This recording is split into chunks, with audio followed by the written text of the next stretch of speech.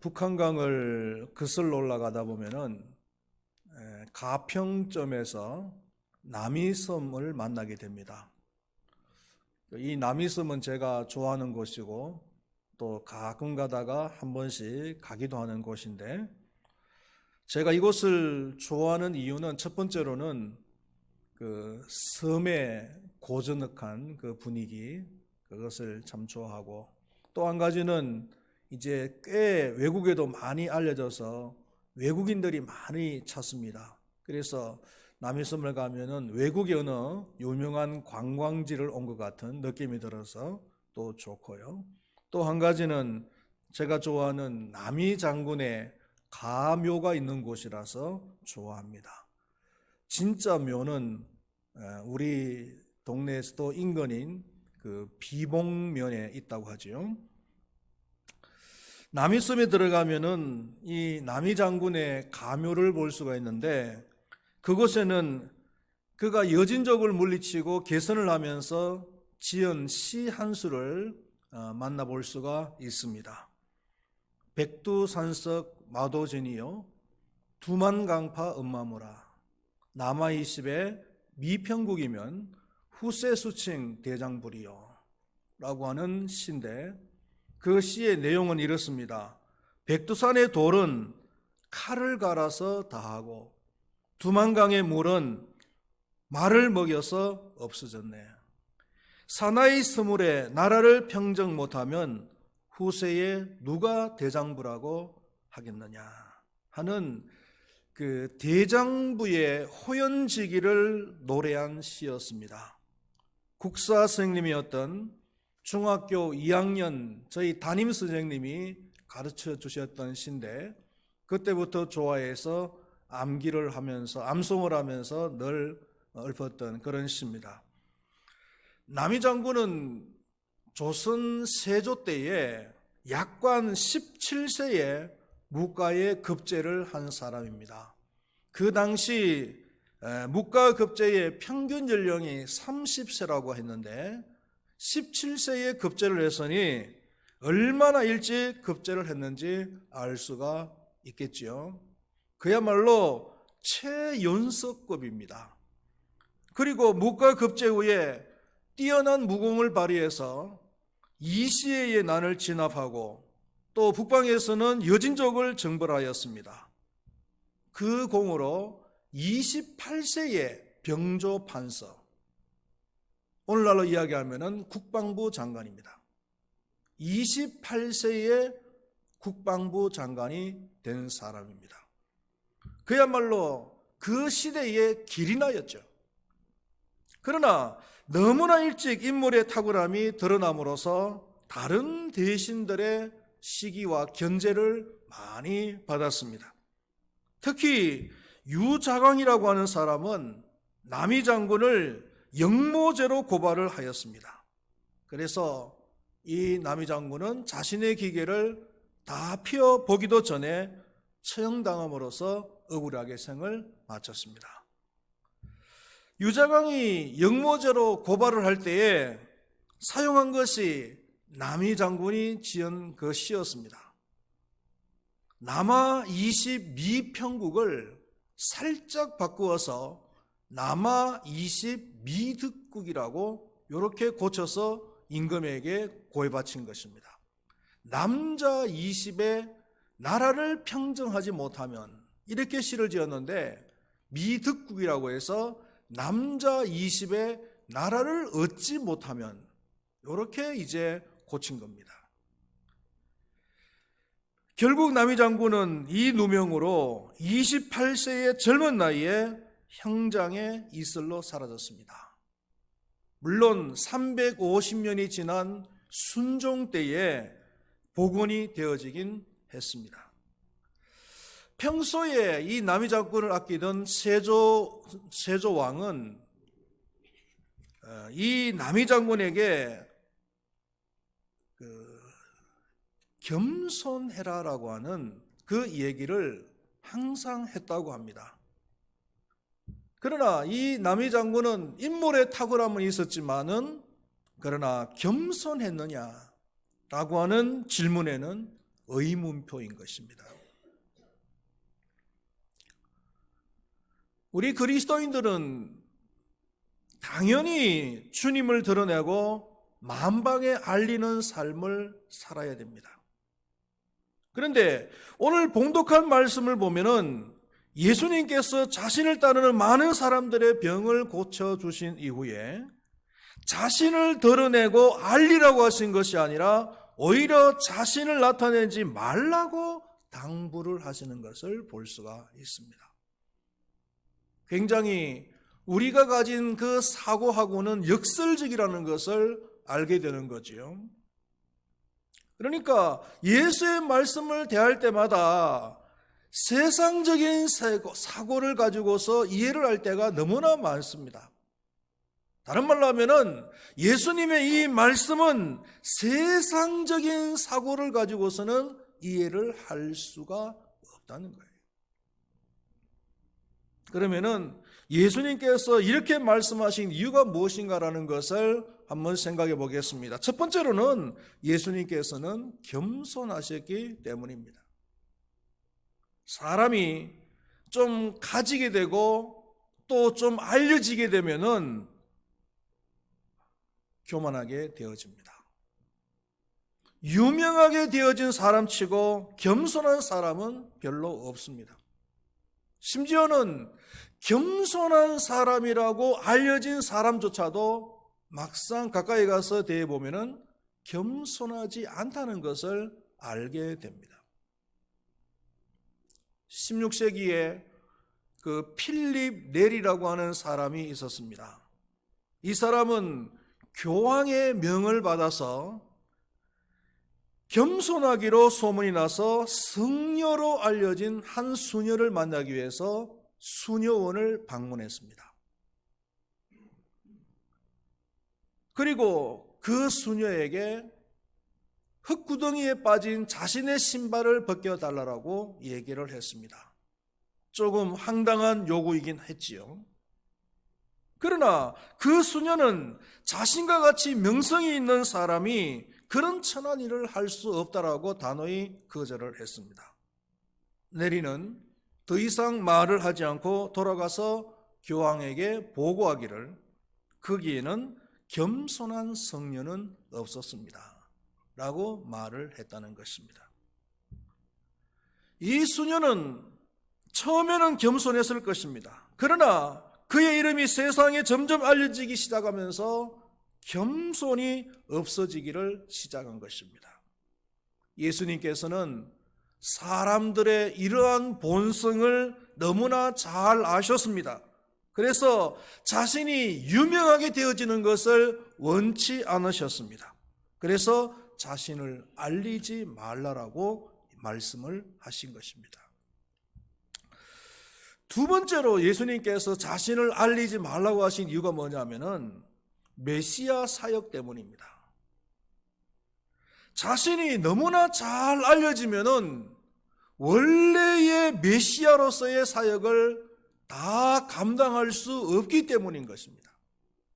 오늘 봉독했던 14절 말씀에 보면은 이 바리새인들이 어떤 이유를 만들었으라도 예수를 죽이려고 하는 이런 상황이었습니다. 바리새인들이 나가서 어떻게 하여 예수를 죽일까 의논하거늘. 자, 이런 상황 속에서 만약에 자신이 유명해진다면은 본연의 사역을 다 감당하지 못하고 꺾일 수 있다라고 생각을 하신 것이죠. 우리는 이 남이 장군의 얘기를 들으면서 역사의 그 슬픈 한 장면을 우리가 생각하게 되는 겁니다. 물론 뛰어난 인물을 길러내지 못하는 그 민족성도 문제지만은 그러나 본인이 좀 더 겸손했으면 어떻게 되었을까? 역사는 어떻게 되었을까라는 생각도 우리가 해볼 수 있는 겁니다. 겸손하지 못함으로써 자신의 호연지기를 다 펴보지도 못하고 지고 말았던 것입니다. 예수님은 이것을 너무나 잘 아셨습니다. 그래서 자신의 그 메시아 사역을 온전히 감당하기 위해서 자신이 유명하게 되어지고 잘 알려져서 다른 사람에게 시기를 받는 것을 원치를 않았다는 것이죠. 그렇다면은 그 예수님께서 그 감당하셔야 될 그 메시아, 그 메시아는 어떤 메시아였는가라는 것을 한번 생각을 해보도록 하겠습니다. 첫 번째로 18절을 우리가 중심으로 해서 보는데 18절 말씀 우리 한번 다 같이 읽어보겠습니다. 보라, 내가 택한 종, 곧 내 마음에 기뻐하는 바, 내가 사랑하는 자로다. 내가 내 영을 그에게 줄 터이니 그가 심판을 이방에 알게 하리라. 첫 번째로는 제일 상반절에 보니까 하나님이 택하신 종이요, 하나님이 기뻐하시고 사랑하시는 종이라고 말씀을 하고 있습니다. 하나님께서 택하신 종이다. 여기서 이 택했다라고 하는 이 조건이 있습니다. 조건이 두 가지가 있는데 한 가지는 뭐냐면은 그 선택한 대상에 대해서 기뻐한다 라는 조건이 있고, 그리고 또 한 가지는 그 선택한 대상을 사랑한다 라는 이런 의미가 들어있어요. 예를 들어서 한 남자가 결혼을 하기 위해서 한 여성을 선택을 했다라고 생각을 해봅시다.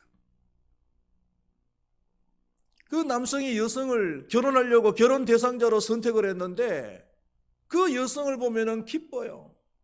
그리고 그 여성을 참 사랑해요. 그렇잖아요? 그러니까 그런 두 사람이 만나서 결혼하기 때문에 그 결혼은 축복된 결혼이 되는 거예요. 만약에 남자가 여자를 갖다가 선택하는데 기뻐하고 사랑해서가 아니라 무슨 돈 때문에 선택을 했다든지 아니면 다른 부차적인 이유 때문에 선택을 했다 그러면은 그 사람들의 그 결말은 절대로 행복하게 끝나지 않을 거예요.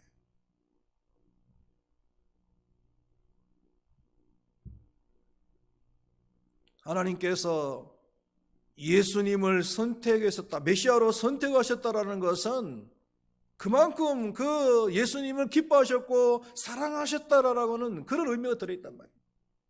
우리가 성경을 통해서 보면은 이 사실에 대해서 하나님께서 그듭그듭해서 확언을 해주시는 것을 볼 수가 있는데, 마태복음 4장에서 예수님께서 세례를 받으시고 물 위로 올라오실 때에 하늘에서 음성이 들립니다. 그 음성의 내용이 뭐냐면은 이는 내 사랑하는 아들이요 내 기뻐하는 자라. 하나님께서 그 예수님에 대해서 사랑하고 기뻐하는 자라고 말씀을 하시는 거예요. 또 마태복음 17장에서 예수님께서 제자들을 데리고 변화산에 올라가셨을 때 호련히 그 빛난 구름이 저희들을 덮으면서 음성이 들려옵니다. 그 음성의 내용이 이는 내 사랑하는 아들이요 내 기뻐하는 자라. 하나님께서는 그듭그듭 반복해서 예수님에 대해서 내가 사랑하는 자고 내가 기뻐하는 자라고 말씀을 하시는 거예요. 왜? 선택하셨기 때문에.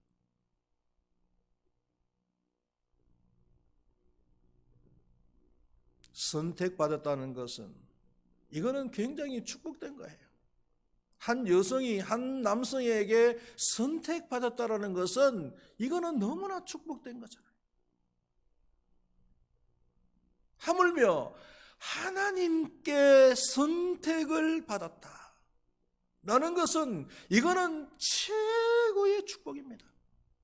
할렐루야. 에베소서 1장 3절에서 4절 말씀해 보니까 찬송하리로다. 하나님 곧 우리 주 예수 그리스도의 아버지께서 그리스도 안에서 하늘에 속한 모든 신령한 복을 우리에게 주시되 곧 창세전에 그리스도 안에서 우리를 택하사 우리로 사랑 안에서 그 앞에 거룩하고 흠이 없게 하시려고.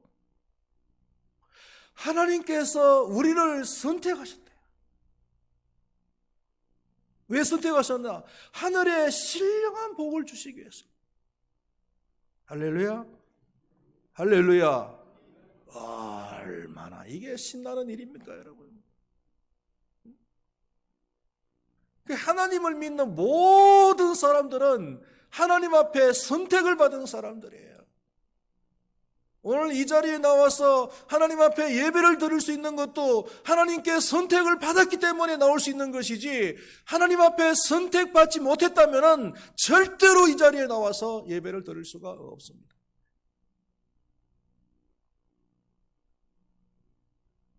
우리는 사랑받는 존재이고 우리는 하나님의 기쁨이 되는 존재입니다.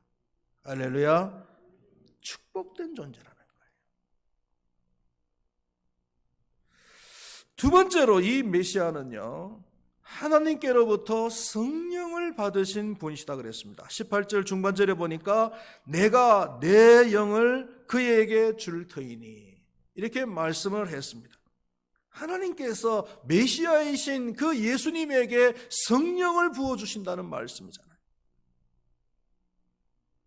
예수님은 메시아로서 성령을 충만히 받으신 분이세요. 탄생하실 때도 성령으로 잉태를 하셔서 탄생을 하셨고, 세례를 받으실 때도 성령이 비둘기같이 임하셨다라고 말씀을 하고 있습니다. 그리고 공생의 사역을 하실 때도 성령의 충만을 받으셨기 때문에 엄청난 그런 능력의 사역을 하실 수가 있었습니다. 안전병이를 고쳐주시고 죽은 자를 살리시고 자연을 통제하시고 귀신을 쫓아낼 수도 있었던 것입니다.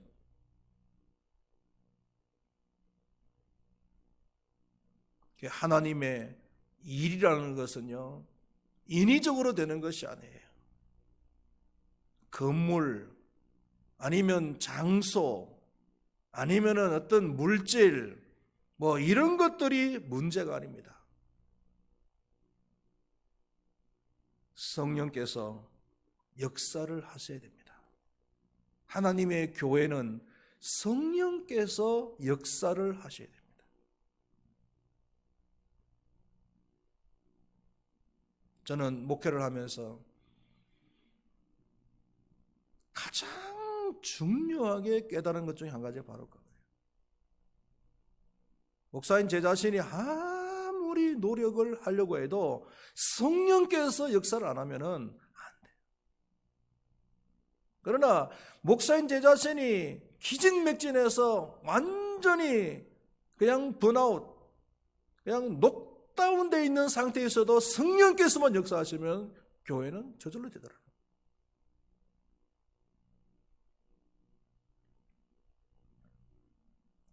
구원받은 사람들, 그리고 하나님께 직분을 받은 사람들은 그 직분을 잘 감당해야 되는데, 직분을 잘 감당하기 위해서는 제일 먼저 해야 될 게 뭘까요?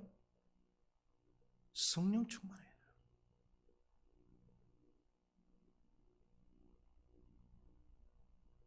말 잘한다고 해서 되는 것도 아니에요.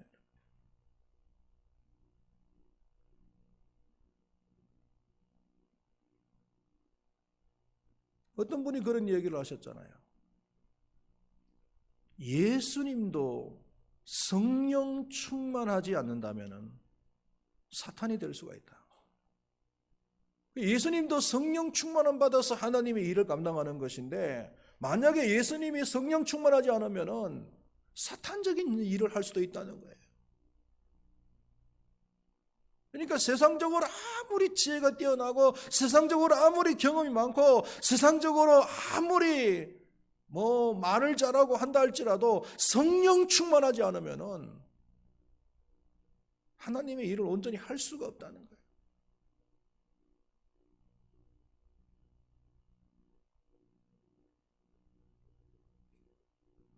저는 목사로서 저에게 있어서 제일 중요한 관건은 그거예요.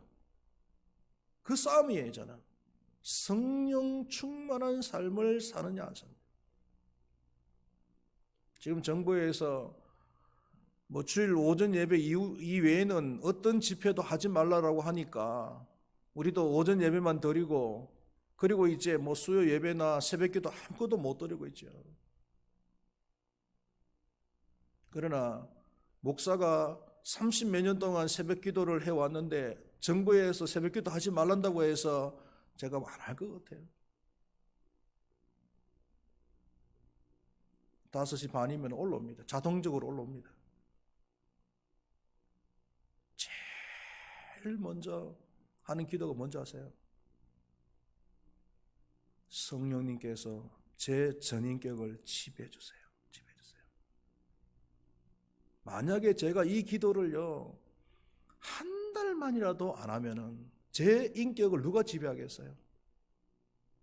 성령께서 지배를 하는 것이 아니라 악한 영들이 지배를 하는 거예요. 목사 별 수 없어요, 여러분. 예수님도 별 수 없어요. 성령이 지배를 안 하시면, 하물며 목사라고 할지라도 성령께서 그 인격을, 전인격을 지배하지 아니하면은 쓰러지고 자빠질 수밖에 없죠. 온전히 그 사역을 감당할 수가 없는 거예요.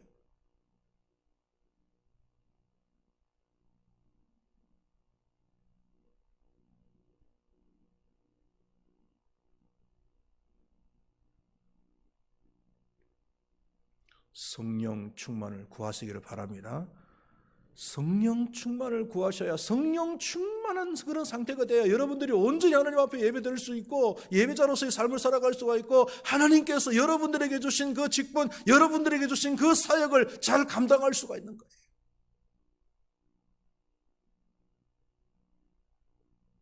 성령님이 내 생각을 지배를 해주셔야 내가 성령님의 생각을 하는 거잖아요.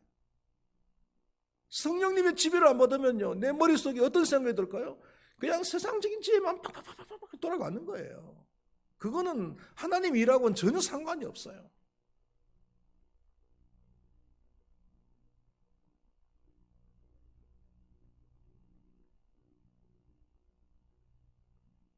하나님께서는 메시아이신 예수님에게 성령님을 부어주셔서 그 메시아적인 사역을 잘 감당할 수 있도록 해주셨다는 거예요. 그리고 세 번째로는 이 메시아는요, 18절 하반절에 보니까 심판을 이방에 알리는 자이다, 이렇게 이야기를 하고 있습니다. 그가 심판을 이방에 알게 하리라. 여기서 이 심판이라고 하는 이 말은 신약적인 개념으로 말하면은 복음, 하나님의 말씀, 이렇게 번역을 할 수가 있을 것입니다. 메시아가 이 땅에 오신 것은 단지 이스라엘 나라뿐만 아니라 온 세계에, 즉 이방인들에게도 복음을 전하기 위해서 예수님께서 이 땅에 오신 거예요. 즉 예수님은 이스라엘의 메시아로서 끝나는 것이 아니라 온 세계의 메시아인 것을 말씀하고 있는 거예요. 많은 사람들이 오해를 하잖아요. 예수님에 대해서 모르는 사람들은 기독교는 이방 종교인데 왜 이방 종교를 우리가 믿어야 되느냐, 이렇게 말하는 사람이 있어요. 이방 종교가 아닙니다, 여러분. 예수님께서 이 땅에 오신 목적이 온 세계에 복음을 전하기 위해서 이 땅에 오셨단 말이에요.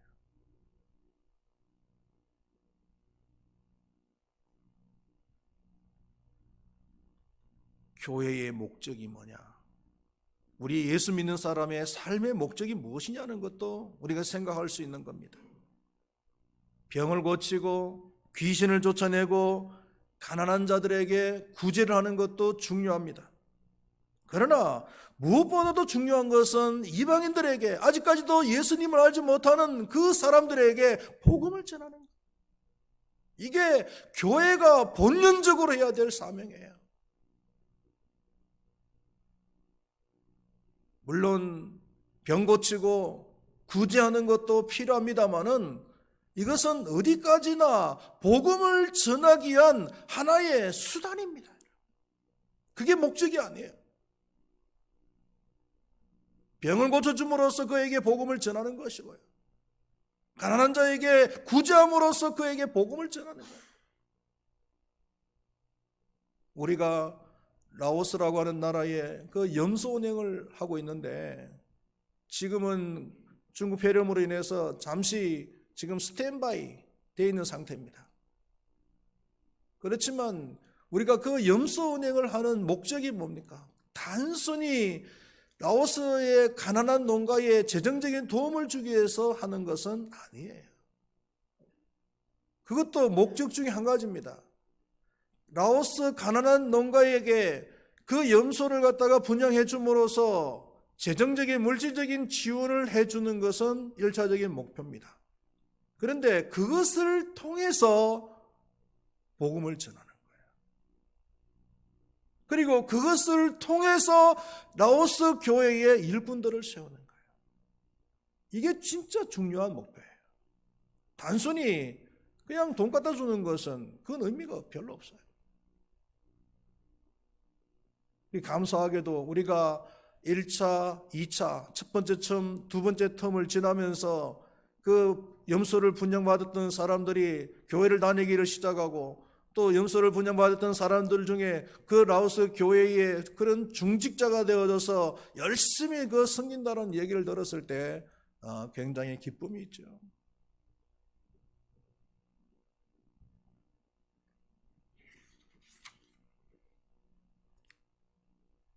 결론적으로 말씀을 드리면은 우리는 하나님의 귀한 사역을 감당하기 위해서 선택받은 사람들입니다.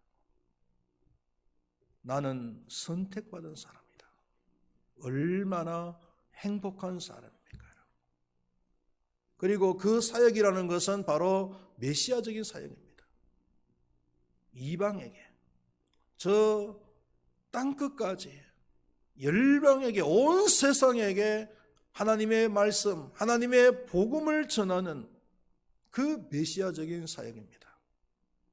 지금은 우리가 중국 폐렴으로 인해서 잠시 이렇게 모든 것이 멈춰져 있지만은 이 멈춰져 있는 이 상황들을 믿음으로 우리가 잘 극복을 하고 하나님께서 다시 한번 우리에게 기회를 주실 때 우리가 이 사역을 잘 감당을 해서 귀한 열매를 많이 맺을 수 있는 우리 큰바위 교회가 되고 또 우리 성도님들이 될 수 있기를 간절히 축원드리겠습니다. 기도하시겠습니다. 하나님 아버지, 우리 예수님은 참 겸손한 메시아였습니다.